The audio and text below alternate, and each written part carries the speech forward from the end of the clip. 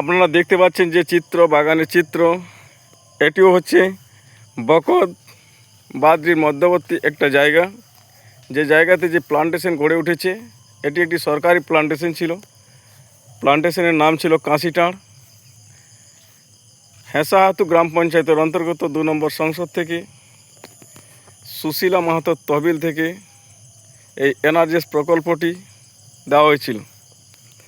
কিন্তু আপনারা জানেন যে প্লান্টেশনের যে কাজ শ্রমিকরা করে, কিন্তু এলাকার কিছু শ্রমিক কাজ করতে তো আসবে না, এবং গভর্নমেন্টের যে নিয়ম রেগুলেশন, তাতে কি করতে হয়, যদি অন্য শ্রমিকও কাজ করছে সে নগদ টাকা চাইবে, আর নগদ টাকাও প্রথমে নিয়ে নেবে, তারপরে উনি যার লেবার কার্ডে টাকাটা দেবেন তারাও ধোঁকা দিয়ে দেয়, এবং সেই যে প্লান্টেশন সুপারভাইজারকে সে টাকাটা দিতে রাজি হয় না।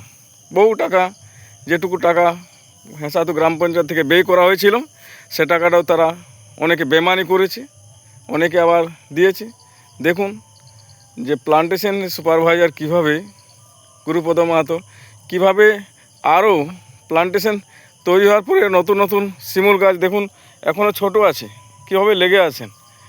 এতে তার লাভ হবে না সংসারে অন্য কারো হবে? সংসারে একমাত্র অন্য মানুষের বা অন্য জনগণের লাভ হবে, যে তারা প্রাকৃতিক দূষণের থেকে রক্ষা পাবে, এবং কী হবে, তারা অক্সিজেন পাবে। তাতে যে প্লান্টেশনের যিনি জমির মালিক অধিকারী, তাকে ভগবান আশীর্বাদ দেবে, এবং সেই আশীর্বাদে ফুলবে ফলবে।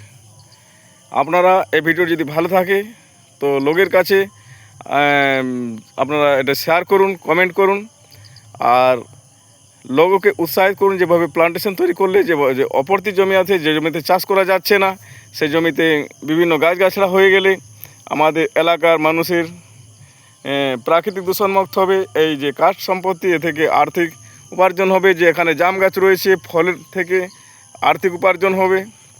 দেখুন এখানে মেহগিনি গাছ রয়েছে, দেখুন কত সুন্দর মেহগিনি গাছগুলো হয়েছে। এগুলো গণপতি মাহাতো মাঠার থেকে এই চারাগুলো এনে লাগানো হয়েছিল।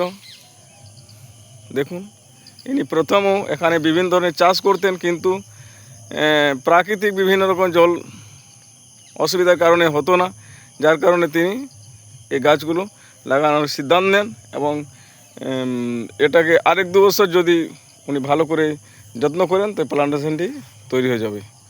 নমস্কার।